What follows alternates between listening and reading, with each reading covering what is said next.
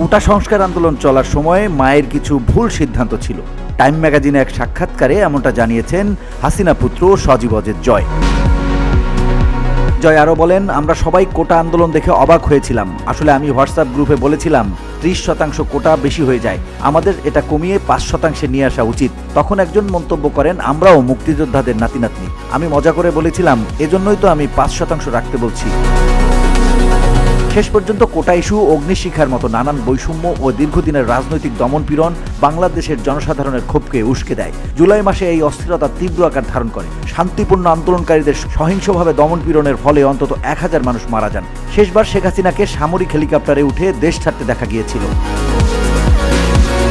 সজীব অজেদ জয় বলেন, তিনি অর্থাৎ শেখ হাসিনা দেশের পরিস্থিতি নিয়ে খুবই হতাশ, কারণ গত 15 বছরে তার সব পরিশ্রম প্রায় বিফলে যাচ্ছে। সংস্কারপন্থীদের আশঙ্কা, দেশকে দ্রুত সংস্কার দিকে নিয়ে যেতে না পারলে আওয়ামী লীগ আমলের নানান দুঃসহ স্মৃতি সাধারণ মানুষের স্মৃতি থেকে ফিকে হয়ে যেতে পারে।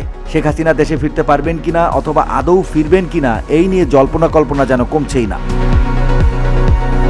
মুবাশার বলেন, সারা বাংলাদেশে হাসিনার পোস্টার ছেঁড়া হয়েছে, বিকৃত করা হয়েছে, তাকে স্বৈরাচার হিসেবে গ্রাফিতি আঁকা হয়েছে। তরুণ প্রজন্ম হাসিনার লিগাসিকে এভাবেই দেখছে। জয় বলছেন, হাসিনা নির্বাচনে দাঁড়ানোর জন্য দেশে ফিরবেন কিনা সেই বিষয়ে কোনো সিদ্ধান্ত নেওয়া হয়নি। তবে অন্তর্বর্তী সরকারের কার্যক্রম যদি স্থবির হয়ে পড়ে তাহলে যে হাসিনার প্রত্যাবর্তনের সুযোগ বাড়বে সে বিষয়ে সবাই একমত।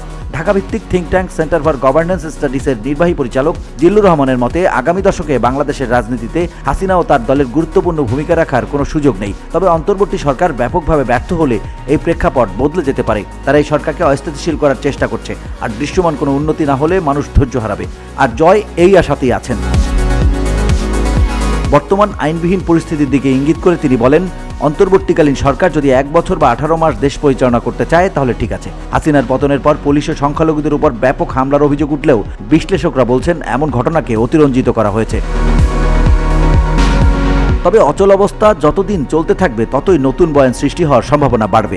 যদিও জয় তার মায়ের দমনপীড়নের কিছু ভুল স্বীকার করেন, মৃতের সংখ্যা নিয়েও তর্ক করছেন না। তবে তিনি জোর দিয়ে দাবি করছেন অন্তত অর্ধেক হত্যাকাণ্ড জঙ্গিরা ঘটিয়েছে, যারা সম্ভবত বিদেশি গোয়েন্দা সংস্থা থেকে অস্ত্র পেয়েছিল। তবে জয়ের এই দাবির সপক্ষে বলার মতো কোনো প্রমাণ নেই। মীনাক্ষী গাঙ্গুলি বলেন, পুলিশের অতিরিক্ত বল প্রয়োগ এবং আন্দোলন দমনের আদেশ দেওয়ার অসংখ্য ভিডিও রয়েছে।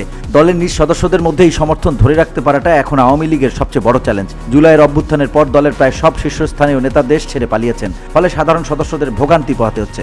মুবাশার বলেন, শেখ হাসিনা যেভাবে চলে গেলেন তা একদম বিশ্বাসঘাতকতা।